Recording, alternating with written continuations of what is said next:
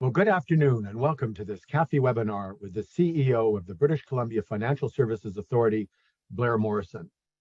My name is Keith Martin and I am the Co-Executive Director of the Canadian Association of Financial Institutions and Insurance, or CAFI. On behalf of myself and my Co-Executive Director colleague, Brendan Wicks, and the CAFI Board of Directors, thank you for joining our webinar today. CAFI is a not-for-profit association dedicated to the development of an open and flexible insurance marketplace. Our 15 members include the insurance arms of Canada's major banks and credit unions, along with their insurer business partners, which underwrite credit protection insurance and travel insurance. This is the last of our 2022 series of webinars, which we have held with key opinion leaders, regulators, and policymakers in the insurance space. We're delighted today to have Blair Morrison join us. Blair Morrison is the Chief Executive Officer of BC Financial Services Authority, or BCFSA. He also serves as BC's Superintendent of Financial Institutions, which includes insurance, Superintendent of Pensions, Superintendent of Real Estate, and the Registrar of Mortgage Brokers, as well as Chief Executive Officer of the Credit Union Deposit Insurance Corporation, or CUDIC. Since joining BCFSA in 2019, Blair has focused the organization on moving forward as a modern, effective, and efficient regulator of BC's financial services sector. A multifaceted executive, Blair brings more than 30 years of extensive regulatory, legal, compliance, and risk management experience to his CEO role. Prior to joining BCFSA, Blair held progressively senior roles with some of Canada's major business enterprises. He most recently worked for more than 11 years at Bank of Montreal in legal, compliance, and procurement executive positions. Prior to that, he served in legal roles with TMX Group and Nortel Networks Corporation. Blair holds a Bachelor of Commerce degree from Queen's University and a Bachelor of Laws from the University of Western Ontario. Today, I will be having a fireside chat with Blair to learn about BCFSA, its priorities, and Blair's approach as its Chief Staff Executive. Now, I want to mention that today's webinar will be recorded and it will be posted on our CAFI website in the near future. So if you have a colleague who couldn't attend today but would like to still see the webinar, they will be able to do so. And if you have any questions that you would like to pose to our presenter at any time, please send them to me as your host using the Q&A function of Zoom, and I will pose them on your behalf. Unless you specifically request in your question to be identified as its source, I will pose all questions to Blair on an anonymous basis. And before we get underway, I want to extend a special welcome to a number of VIP guest attendees. In addition to many representatives from our 15 CAFI member companies, we have attendees today from allied industry associations, such as the Canadian Life and Health Insurance Association, or CLHIA, and the Insurance Bureau of Canada, or IBC, and from insurance and financial services regulators and policymakers from across Canada, including the following: the Office of Nova Scotia's Superintendent of Insurance, Quebec's Autorité des Marchés Financiers, or the AMF, the Financial Services Regulatory Authority of Ontario, or FSRA, the Insurance Councils of Saskatchewan, Saskatchewan's Financial and Consumer Affairs Authority, or FCAA, the Ministry of Finance, Government of British Columbia, the Insurance Council of British Columbia, the British Columbia Financial Services Authority, or BCFSA, and the Government of the Northwest Territories. Welcome to you all. Now let's begin. Blair, BCFSA is a relatively new integrated financial services regulator, and your organization has undergone a significant journey and transformation even since the authority's launch a short 3 years ago. For starters, could you just share with us the highlights of that journey, Blair? So first of all, Keith, Brendan, the whole team at CAFI, thank you so much for the opportunity to come in and have this conversation with you. That's a long list of attendees, so hopefully they didn't all come for me, just for a general conversation. Have to be careful. But at the end of the day, this is part of what we want to do as a regulator. It's part of what I want to do as a CEO, and that's get out there and have conversations with folks. So really pleased to be here and look forward to the conversation over the hour. Your question is a good place to start because we use the word journey a lot at BCFSA, and we have been on a journey just like you in the industry have been on a journey, certainly over the last 3 years. The predecessor for BCFSA was FICOM, the Financial Institutions Commission in British Columbia, and there were a number of expert reports, panels, documentation. I mean, FICOM needed to get transformed. It needed to adjust where it was located within the larger ecosystem, and it, quite frankly, needed to do better at the job of regulating the financial service sector. So as you mentioned, this started in 2019 when FICOM was spun out of core government. We were part of the larger Ministry of Finance and became the separate entity BCFSA, so BC's Financial Services Authority. And that happened on November 1st. The then Minister James gave us those words that you referenced up at the beginning of modern, effective, and efficient, and I'll come back to those as to in terms of where we wanted to go. The minister gave us, I think, 11 days of rest, and then she announced that we would also be integrating the real estate licensees and development marketing into BCFSA. So, as the team here knows, as you all know, deals take a long time. They particularly take a long time when you're a creature of statute, of which BCFSA, FICOM, the regulators were. We finally got that transaction closed last year, and we sort of had the first year under our belt as this integrated regulator. So why? And I think that's a good question. And then I'll pause, and you'll probably have some follow-ups. First of all, as I said, FICOM needed to get fixed. The end of the day, whether or not it was staffing, whether or not it was communication with the street, whether or not it was, making sure that voices were heard and clear guidance, we needed to make some changes. And I think when you think of modern, effective, and efficient, one thing I'd say is one of the hallmarks of that, both internally and externally for us, is transparency, is communication, is dialogue with the sector. And I think we've done a very good job of that over the last little while. We've put in a senior executive position as a stakeholder relationship key. We've published, where we're going from a regulatory roadmap perspective, and we have conversations like this. And what I've said to folks over the last 3 years, is we'll never shy away from the conversation. There may be some things we disagree on, and that's fine. But at the end of the day, we're here to make sure the sector continues to thrive and survive, and survive and thrive in terms of how we move forward. And the only other thing I'll say before we can break it up back to you is I've used the word sector a lot, and it really is a focus on the overall financial service sector.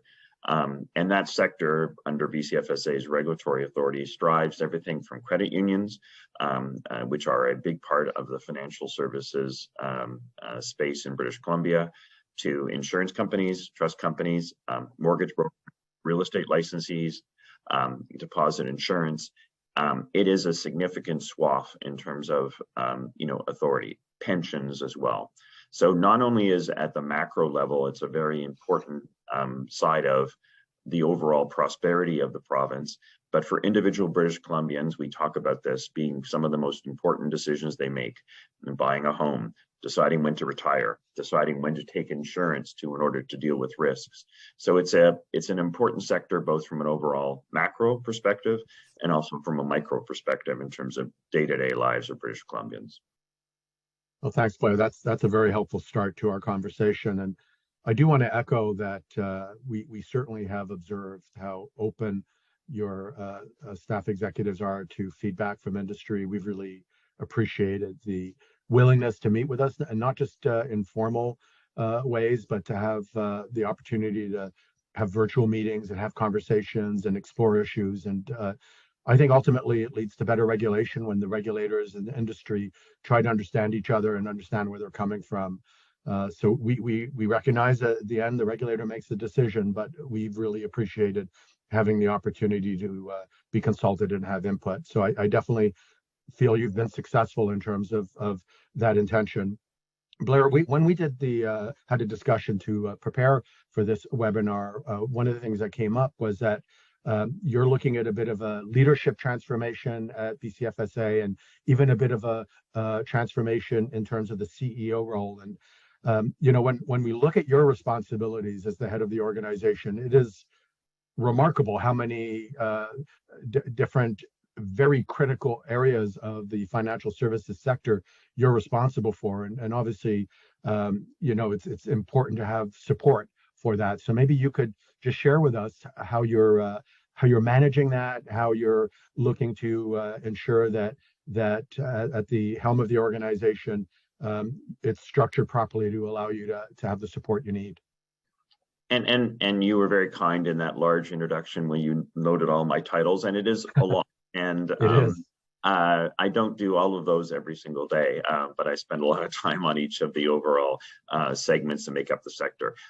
When we came out of core government, and obviously I don't speak for the government, but when we came out from core government, part of the model that they established was a superintendent model. So at the bottom line is, as the CEO of BCFSA, by statute, I get to receive all of those important titles: superintendent of financial institutions, superintendent of insurance. Like, it goes on in terms of where the accountabilities. And as we continue to move through this, including the real estate regulators, the power that was put into place into the superintendent was even increased. So things that would have been the accountabilities of a board or a council, for those of you who are familiar with real estate councils across the countries, have now been invested in the superintendent. So what does that mean? That means, there's a lot that is here, but we run by a team. And when we restructured our team, we focused on the sector.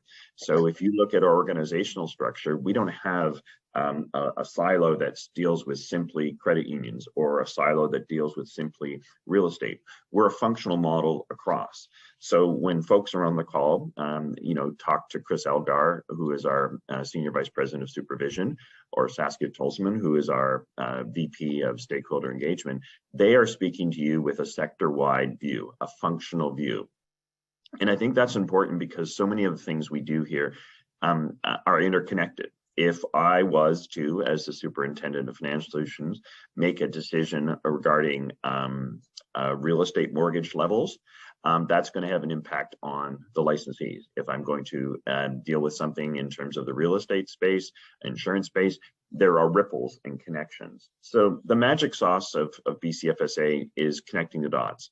It's sharing information across all of those segments and looking at it from an overall sector perspective.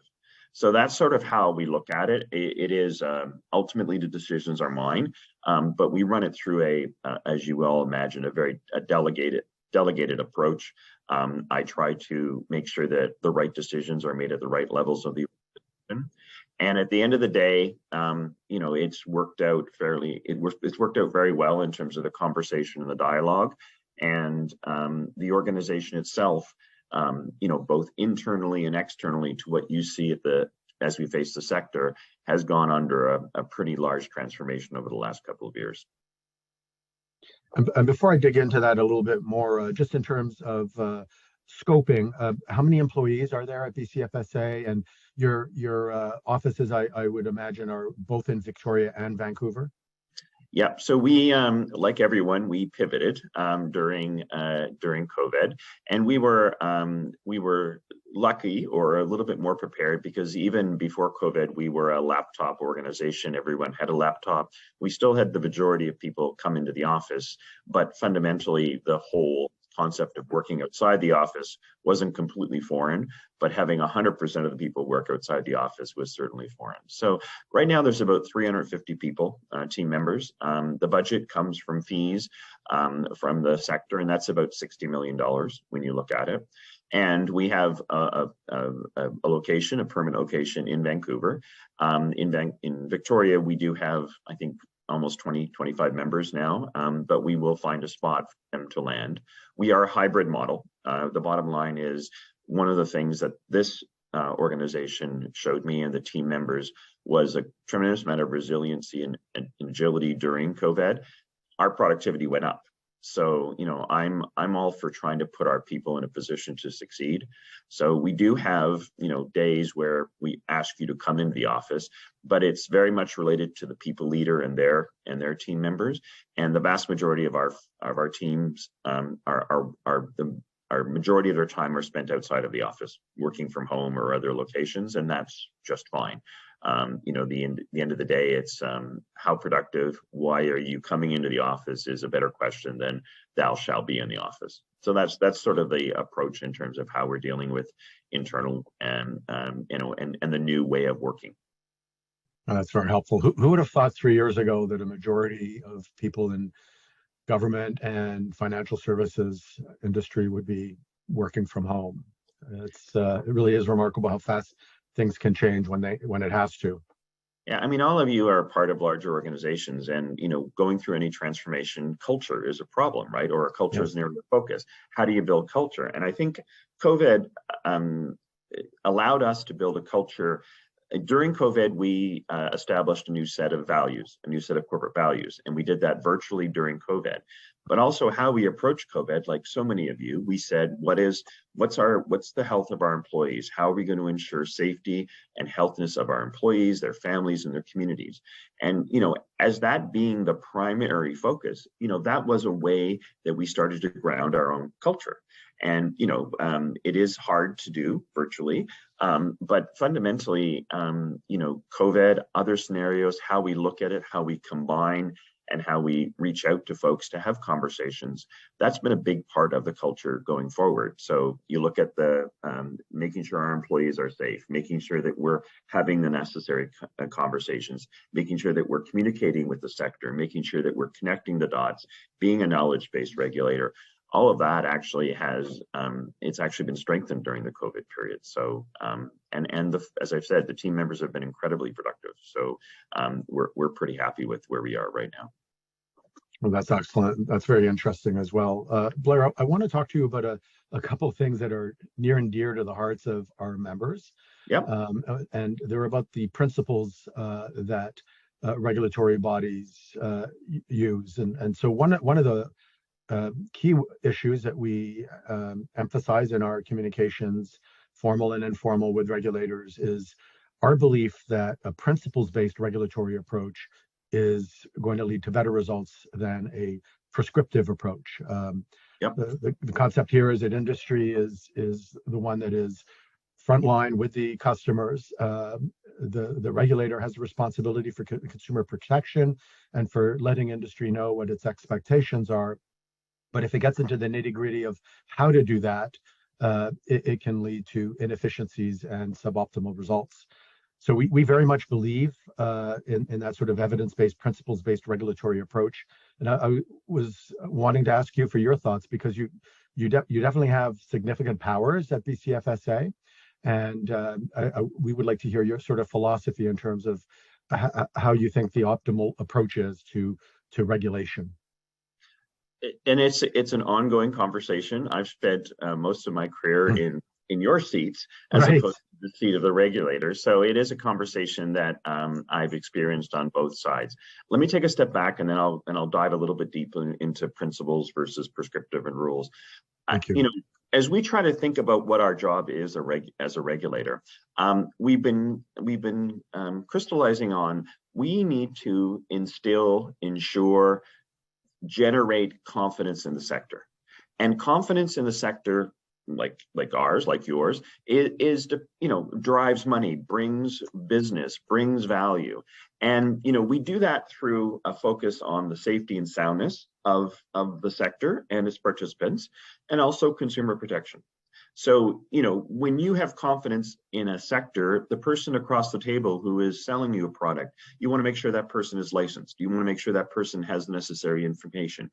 You want to make sure that bad actors, and we don't have a lot, but we do have some that are dealt with appropriately and quickly and effectively during the process. You want to have a level of confidence that you are being protected in terms of some of these transactions. So if you take the overall approach that we're about confidence in the sector, and we drive that through two ways. We drive that through safety and soundness work, and also consumer protection work. What I would say in terms of your question, I apologize here for all the emails that seem to be coming in. I'm not that popular. In terms of your question about principles versus rules-based, what I would say is we are, generally speaking, we prefer a principles-based approach. We do not have all the answers. And the conversations that we have with you and the members in the sector, we're gaining information and knowledge from them and from all of you as well. So fundamentally, principles-based is where we land. That being said, there needs to be some times where we're going to need to be prescriptive. Now, most of your members from a BC perspective are regulated from a market conduct perspective. But if we're talking about capital and how firms establish capital, you may see more prescriptive rules there. But the fundamental nature is we believe that the circumstances, the complexities of what is going on is we'd rather start with a larger principle, and we'd like industry to help us fill in what that means as we go forward. And what I'd say to all of you is, bottom line is, when industry comes to us with solutions in terms of how it wants to approach challenges, those are more than well received, because the bottom line is I'd rather work with you in industry as opposed to have something to regulate from my end, to be quite honest. So it's principle based, but I think we have to have the flexibility and the acknowledgement that there will be some times when we'll be prescriptive, but if you're on a spectrum, it's certainly more towards principle based for sure. Well, thank you for that, Blair. That's very helpful. And I'd like to sort of build on that and speak about a related issue, which is that many financial services regulators in the provinces have acquired rulemaking authority in some of their transformations. The AMF in Quebec has always had that authority.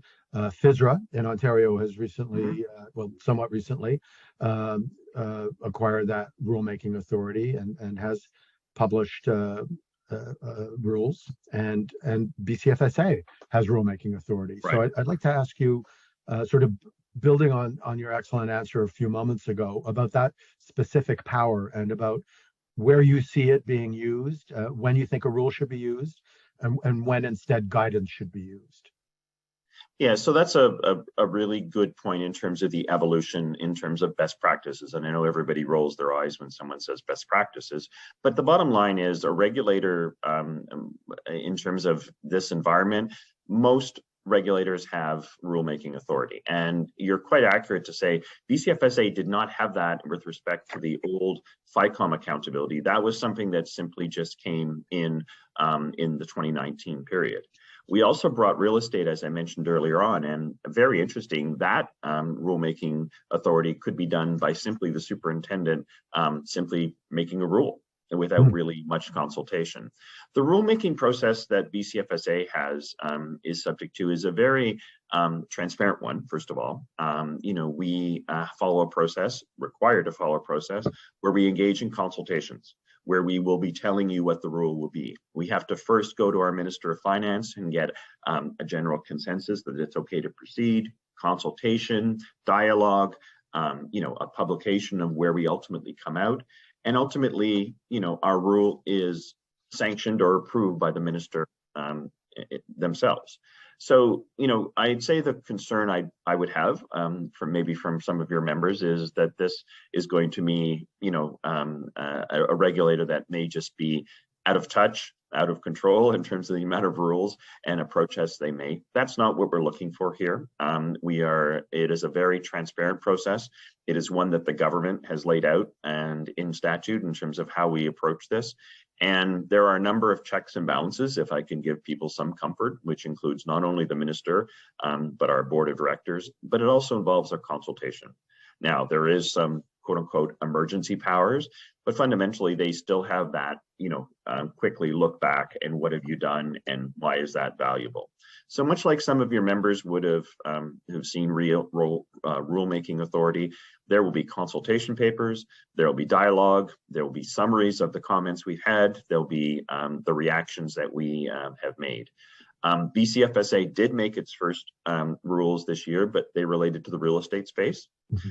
And, they were issues that we felt we could move quickly on, quicker than the legislature to deal with. At this stage, again, it's hard. A rule has a power. It is enforceable like legislation. So we don't take those. We don't take that process lightly, and we don't jump into it by saying, "Oh, our first obligation should be to make a rule here." We'd like to give guidance and direction, dialogue, and make sure the sector understands where our concerns are. Ultimately, a rule is it's a long process. It's still very long, and it would be where we really want to make sure that we are absolutely 100% clear with the sector in terms of what expectations we have as a regulator in connection with those. All right, that's very helpful, Blair. Thank you for that. And I think that's a good segue to another question, which is what's in the pipeline in terms of regulatory initiatives, and in particular, what are some of your key insurance priorities at BCFSA for the next year to year and a half? So Keith, we talked about a little bit earlier on. When I think of a regulator that I'd want to see regulating my sector, I want to see a regulator that is transparent. As I said before, we don't have all the answers, and we certainly don't hate the sector. This sector plays a very important role in the overall prosperity of the province, in the individual British Columbians. I need this sector to continue to develop and thrive and adjust, because you are, and I'm speaking to those of you who are working this on a day-to-day basis, are under a tremendous amount of pressure, whether or not that's coming from technology, whether or not that's coming from new market entrants, what's happening in the economies around the world. So the bottom line is, what we want to make sure is we're as transparent as we can be. So we started off in our first year with a 1-year roadmap, but you can go to BCFSA's website and see a 3-year roadmap. And that is for all the segments that fit within the larger financial service sector, including insurance, credit unions, real estate. And you will see what our plan is to move forward. So will there be things that we need to pivot on from time to time? Of course, COVID, we all needed to pivot on. But fundamentally, what we're trying to do is give all of you a sense of, just like we have scarce resources, you have scarce resources, and we want to give you a sense of, how do I allocate those scarce resources to be responsive to a conversation that a regulator wants to have. When I think about where we're going, I'll address a couple of things that are out there right now. We've had a lot of conversations about a code of conduct. And I think that's something that you and your team have been involved in the conversation. We've certainly heard some strong opinions, which are all good, logical, rational, laid out. I think when people think of where we are with a code of conduct for insurers in British Columbia, and it also probably fades into a larger question about harmonization, the thing that people have to remember about British Columbia is it's actually statute. This is not something that the regulator itself has gone away and say we needed something. This is from the government. So we have to find a way to take what the government has decided as, from a larger policy perspective, it wants to invoke, and how do we make that work from an overall perspective. So we went out with a consultation, we went out with a paper, we received a lot of input, and we're reflecting on all that and try to bring it into force. So no big, oh my gosh moments here with Blair announcing one direction or another. We thank everyone for their feedback and especially your organization. We're reflecting on that, and you will see something from us in the new year, because this is something that is important and we need to move forward, but we also need to move forward in a way that is understanding and respectful of some of the concerns that your team has, your industry, your sector has raised. Climate, natural catastrophe. We are living in unprecedented times.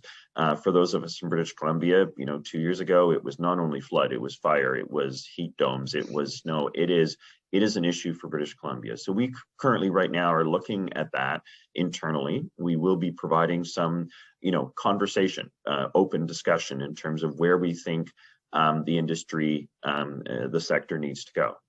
And I just want to highlight a little bit, Keith, and I'll let you go back to a question. When we look at things like the wildfires in British Columbia, and when we provided input and advice and briefings to our board and to the Minister of Finance, it wasn't simply related to what was going on simply in the real estate scenario. right? What was happening? Were, people stepping up? Were people, properly looking at contracts? We looked at it from credit unions. What's happening to the safety of a branch? We looked at what's happening to a book, a business that is based on land that is now, and homes that are now been destroyed. We looked at it across the whole spectrum, which is I think the value add which we can bring, which we connect the dots. So when we're talking to the minister, we are talking about your sector and your participants, but we're also trying to look at it from a broader based perspective and trying to bring the full spectrum of what we can look at and provide the best advice we can to the ministry and to our board and to the sector. That's actually of great interest to us, Blair. I mean, traditionally, when you talk about climate change and some of its impacts on things like fires, flooding, etc., you think property insurance. And Yep. The CAFI members are in life and health insurance. Yep. And we are paying a lot of attention to climate change. And we've had 2 webinars that are up on our website about it, because it has very real impacts on morbidity, mortality. When people are breathing bad air, it makes them sick. It can kill them. And same is true with many of the other impacts of climate change. So it's really something that we appreciate, that you recognize that, as we've heard from your comments, because I think there's still a bit of catch up in some places in terms of understanding that. And I think you're absolutely right, Blair. I mean, it is directly and centrally related to life and health insurance. And Keith, what I'd say to you and your organization and your members, I mean, and I know, Keith, you are having, and Brendan are having these conversations with, my team at BCFSA. If there's something on that roadmap that doesn't make sense to you, let's have that conversation. If there's something on that roadmap you think we're missing, let's have that conversation. We do not have all the answers. And we gain a better understanding through a dialogue with all of you. And as I said, there will be some things where we'll have some conversations about, and we're having some good conversations about code of conduct, and that's great. We'll get to a point, but we'll be open and transparent with you in terms of how we get there. And again, if there's something on that roadmap that we're not missing, that doesn't make sense to you, by all means, let's have the conversation. We are all faced with too many jobs and not enough resources. So it's about priorities. It's about understanding our focus. And then again, bring it back to, BCFSA is about instilling confidence in a sector that is so important to the overall prosperity of BC and individual British Columbians. And, that's what we'd like to continue to be focused on as we move forward. Yeah, well, thank you for that offer. I think it's a very strong roadmap, and I think it's the right time frame. But the irony is that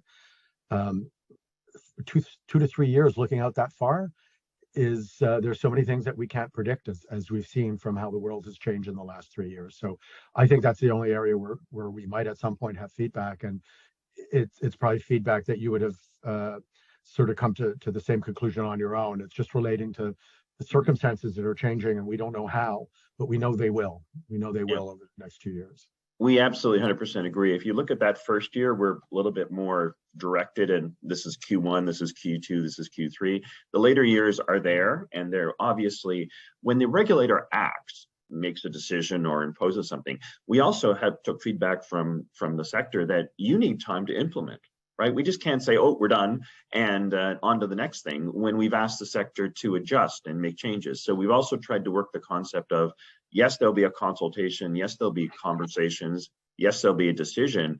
But then you all have to implement that, and we have to recognize your scarce resources and what you need to do in order to make those things happen. So that is part of the conversation. And I agree. We throw these words out, flexible, agile, but the bottom line is we have to be, and we all have to be. And I think we get there by having dialogue. Dialogue that sometimes we can violently agree about, and other times we can disagree. And that's okay too. No, I appreciate that. We do tend to ask for 18 months to implement, and sometimes we get a bit of pushback. Why do you need that much time? But as somebody who's worked in a big bank, I mean, these are really large organizations. They're very, very complicated. And we have a lot of expectations from regulators and policymakers and government to protect data, to protect security, to test everything. And so anything that touches on technology or on customer interactions or on processes has the potential to have a bad customer experience, or even worse, to have some sort of breach. So that is essential to why we asked for that, is because there are other obligations that we have that require all that testing and that careful implementation. So I appreciate your comments on that. Blair, I just want to remind our audience members that we very much appreciate questions from you. So please use the Q&A function of Zoom, which is on the panel at the bottom. And you can just click on that and ask a question. It'll come to me and I'll ask it of Blair. So Blair, BCFSA, obviously a critical part of the financial ecosystem in British Columbia. We at CAFI intend to go once every 18 months to visit our regulators and policymakers on their own turf, and no less than every 18 months. But sadly, we've not done that for understandable reasons for 3 years now. But we're planning to go back, and we're very, very excited about it. So we're going to come visit you in May, and we look forward to meeting you and your senior colleagues at that time in British Columbia. But in the past, and we've had 2 of these tours out west, we also visit some other important partners of yours.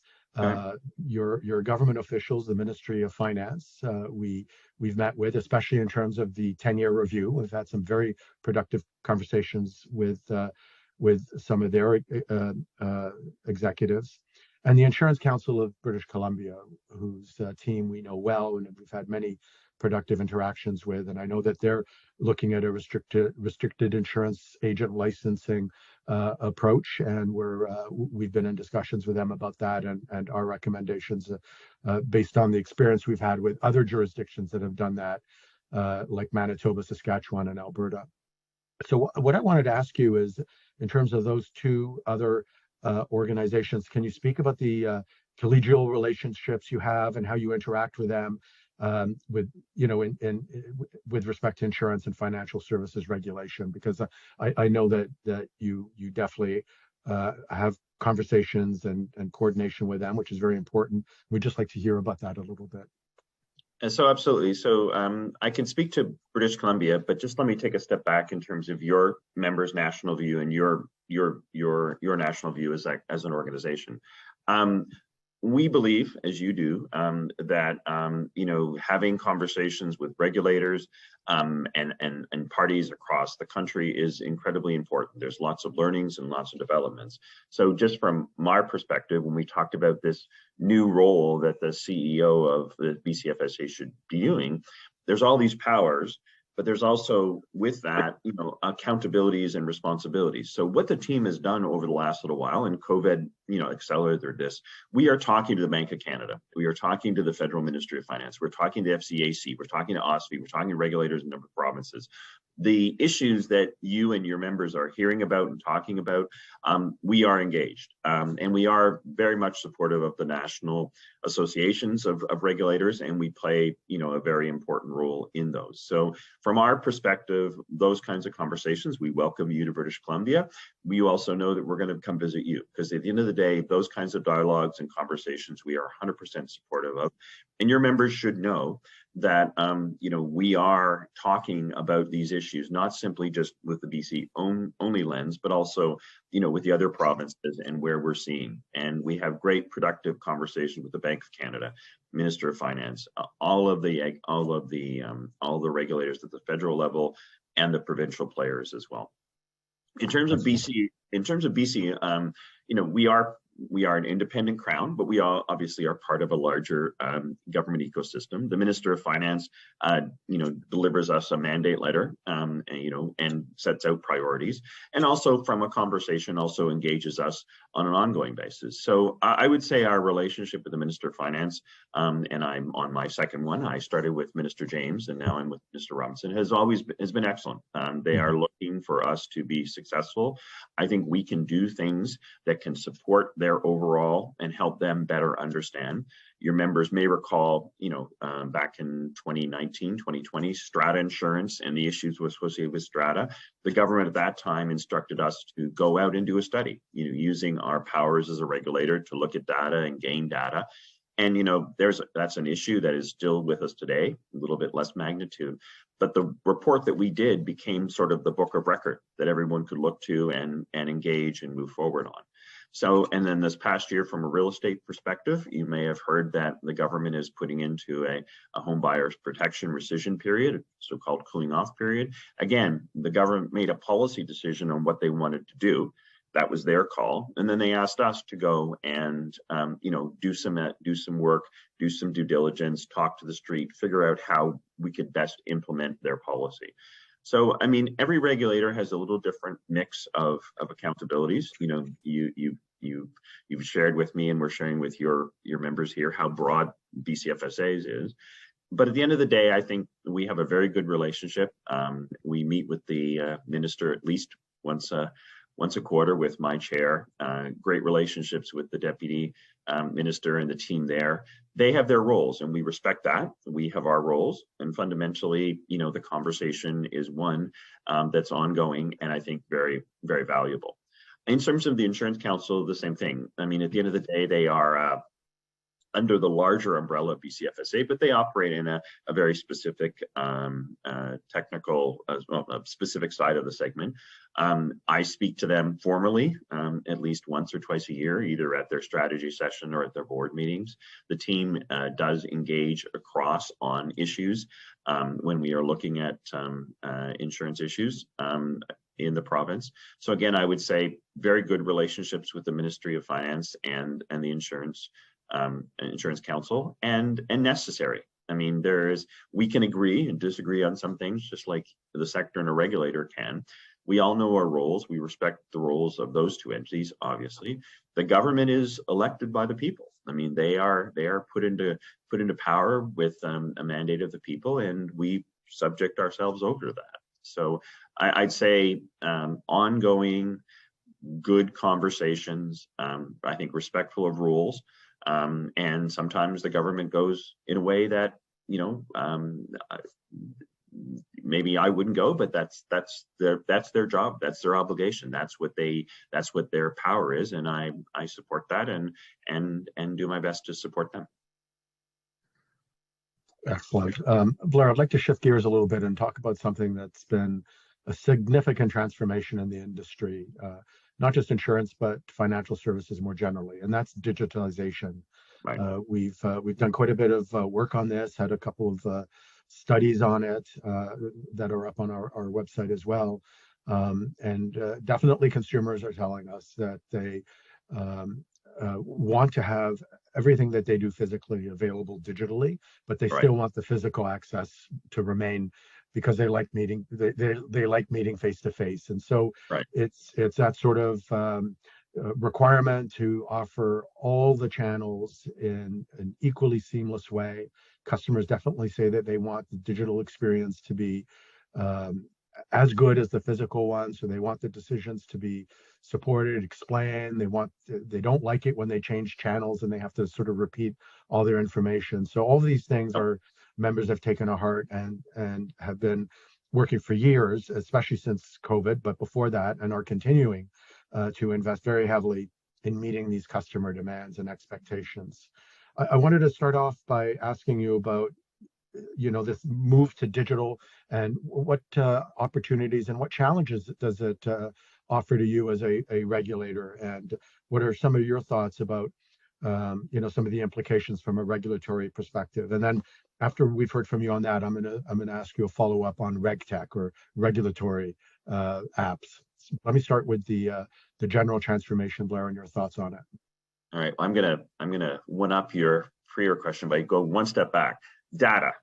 Data is incredibly important. All of you are using data to run your businesses, to better understand your customers. So guess what? As a regulator, we need to have that access and use that information. You also highlighted on the importance of it. I mean, it needs to be properly secured. It needs to be properly, accessible. There needs to be the right protocols, all of those things.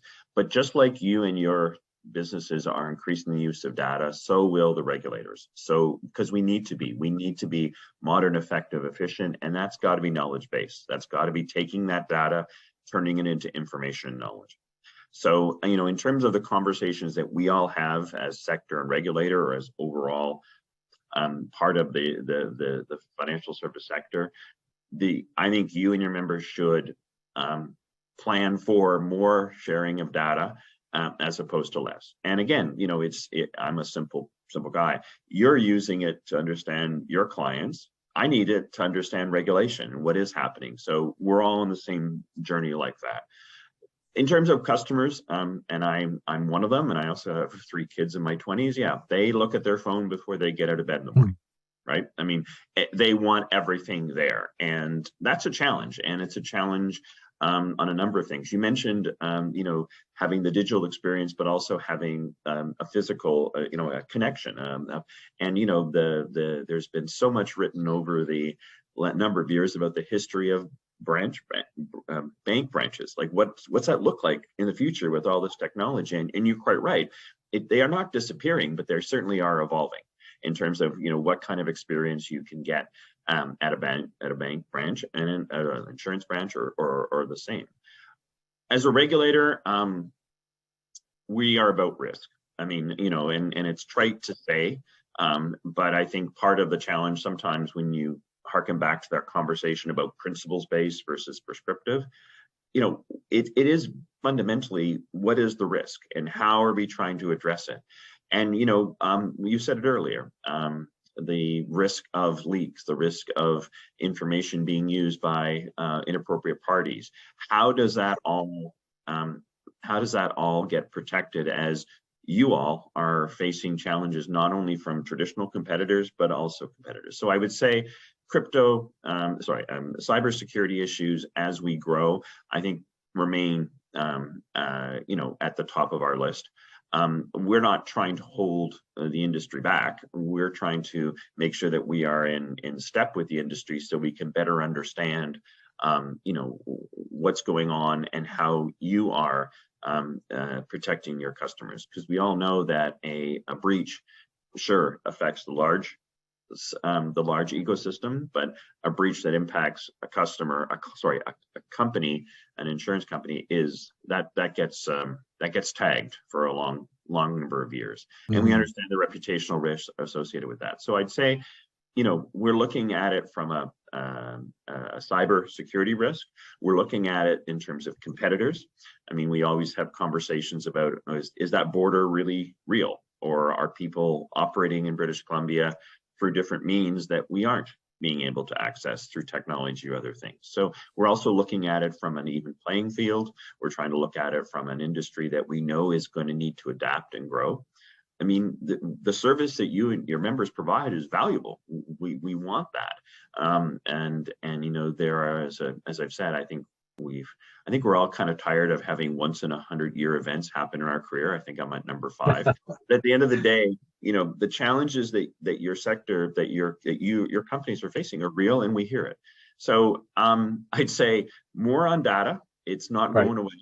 I would encourage all of us to have some conversations that we can get to a point where we can share data quickly and be accessible and understand it, and understand it for the purposes of decision making. Right? I think there's often been complaints that from a sector that says, "Oh, that government didn't get it, or the regulator didn't get it. If they only had the information." Well, we got to get the information, and we've got to have that. In terms of the phone, yes, you and us and society is not going back. And the digital experience, the ability to have this conversation virtually in any city, be connected, have conversations, make sure that you're able to give the customer the advice and information that they need and that are required in certain circumstances. All those are challenging because everybody wants it faster and everybody wants it at one point. Okay, excellent. Well, I think that's a good segue into our poll, Blair. We do have a poll for our attendees, so I'm going to launch it. Yes, and I'm going to read it. So in today's world of rapidly advancing digitization of financial and insurance services, how important do you feel it is for insurance regulators to have proven technology tools at their disposal? For example, RegTech applications to enable them to do their monitoring, oversight, and consumer protection jobs efficiently and effectively. So I'd like to vote very important, but it says down at the bottom I can't vote. So I'd like to vote. sorry, Blair. You're wondering. That's not my decision. That's Zoom's No, decision. I'm, you know, we are going to use the data and the information that we have, and we're going to be absolutely clear on why we're needing it and what we're doing with it. And you point out a very concern. I mean, if you're providing data to us, what kind of security do we have? All those scenarios. But the bottom line is we have to move forward with this. We have to move forward with great share. And it's just not insurance as well. I mean, think of the whole sector, think of real estate, think of open banking that's happening, around the world and happening here in Canada. I mean, that data isn't the banks anymore, it's the consumers. So, there's lots of pressures that you all are facing, and that we as a regulator are trying to help. It comes back to risk, and we all need to be better risk managers. Okay, that's excellent. So it's quite strong results. I'll just end the poll and I'll share the results. 78%, so nearly 80% of respondents think that these will be somewhat important or very important tools for you. And there's a minority, 20%, that don't think that, but that's definitely the minority view. So I think I've heard from what you just said that you would agree with a majority, right, Blair, that you think those are going to be key tools.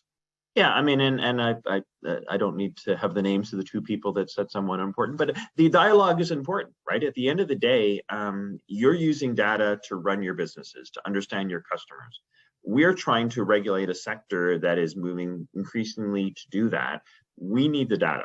We need to have that better information. And I think it's going to result in better informed regulation and conversation. And again, I think that's where we're going. I think the sector has pushed back sometimes. Oh, you need another data call. You need this information. I think we have to move beyond what are you asking it for to how do we efficiently deal with it? How do we address some of the challenges that you put up front, Keith, about security and your own concern about where data is?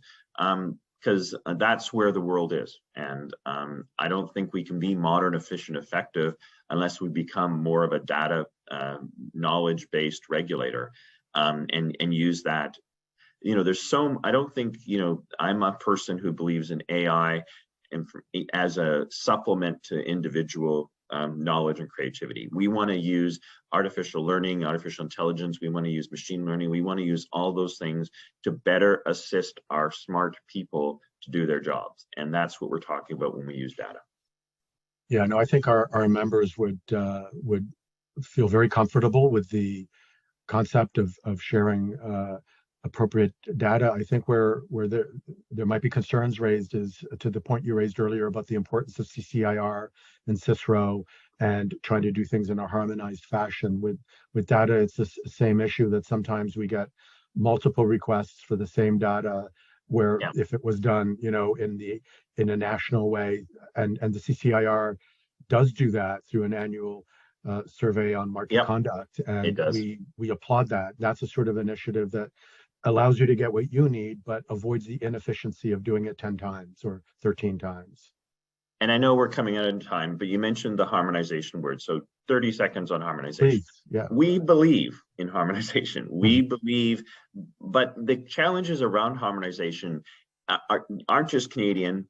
They're around the world in terms of different states. If you have businesses in the US, European, this is a challenge everywhere. Bottom line is, just like you and your customers and your businesses, different risks, different provinces are looking at things differently from a risk perspective. We believe that the best outcome is in harmonization. Fundamentally, though, there will be things from time to time where we think there may need to be a made in BC solution or add-on. And what we promise is to be as absolutely clear as to why that is and what we're hoping to achieve from it. So, we will go to the table more often than not trying to get an agreement or an approach that can stretch across as many jurisdictions as possible. But we also have to recognize, just like you recognize your different risks, your different scenarios in different provinces, we will have some things that we need to have from a made in BC perspective. And it may be a view of a regulator, maybe a view of a government in terms of telling us what it needs to see. But fundamentally, it comes back to, Keith, a dialogue and an understanding and a communication of where that's coming from. So again, principles based, yes, but there will be some times when there'll be prescriptive.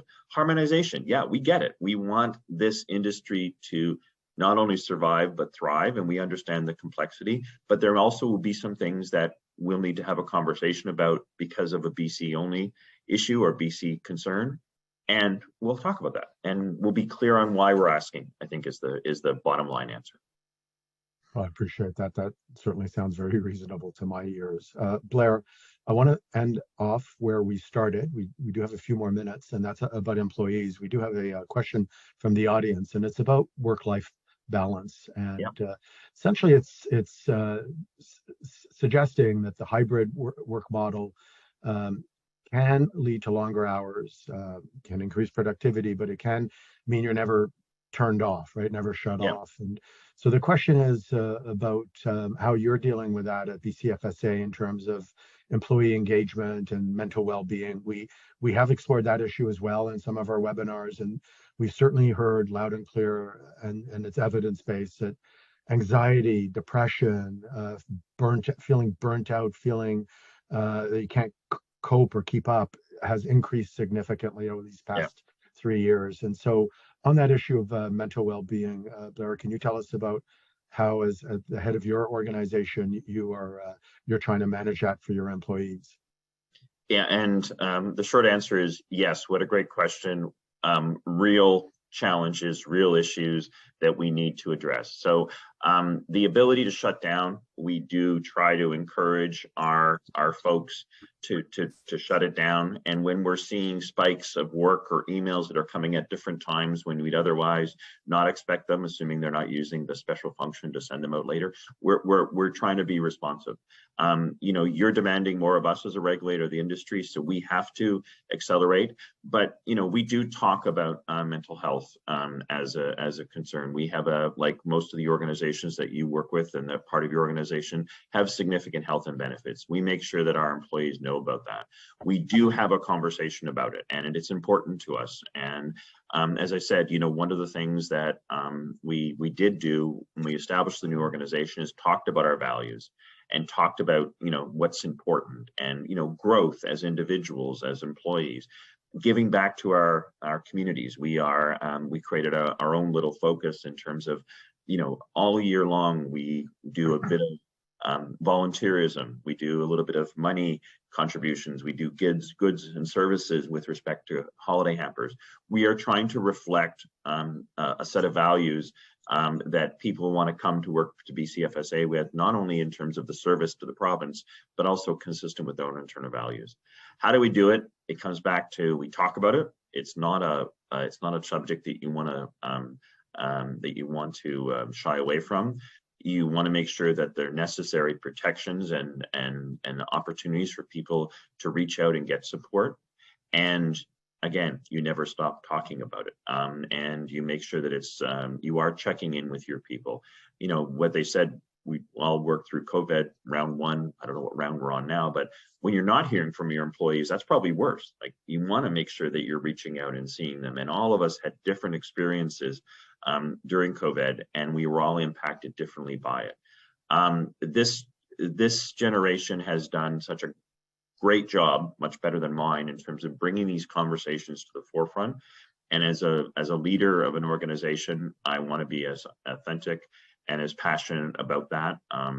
I'm here to make this work, not just for the couple years that I may be CEO, but for a longer perspective. I want to set BCFSA for success. And I want to create a situation where employees can come and feel comfortable, do really good work, feel engaged, be challenged, but also know that their values are also being reflected and engaged on. And we do talk a lot about mental illness, mental health, and it's a dialogue that is ongoing. That's tremendous. Well, thank you, Blair. The hour has just whipped by. I know that I speak on behalf of our members when I say how much we appreciate your transparency, your openness. It's really been insightful as well. I've personally really enjoyed this past hour. So I just very sincerely want to say thank you. And I know you're speaking tomorrow at the Yeah. Northwinds Insurance Conference at Cambridge, which is a very important conference. I just want to wish you luck. I know you'll be great. And we look forward to the ongoing dialogue with you, with BCFSA, and with your colleagues. Thank you so much, Blair. We really appreciate it. And thank you for the invitation. And that's what we want to be. We want to be part of the conversation and the dialogue. And we have all roles. We respect the industry. We respect what you want to do. We all have different roles, and it's about a conversation. We don't have all the answers, so this helps us get some of the answers, and which is really important. So I look forward to receiving you in British Columbia at some time in next year, and I look forward to having, if you'll help me back, this kind of conversation next year as well. Absolutely. Well, thank you so much, Blair, and to all our attendees. This webinar is now completed. Thank you for joining us, and have a great rest of your day. Thank you all.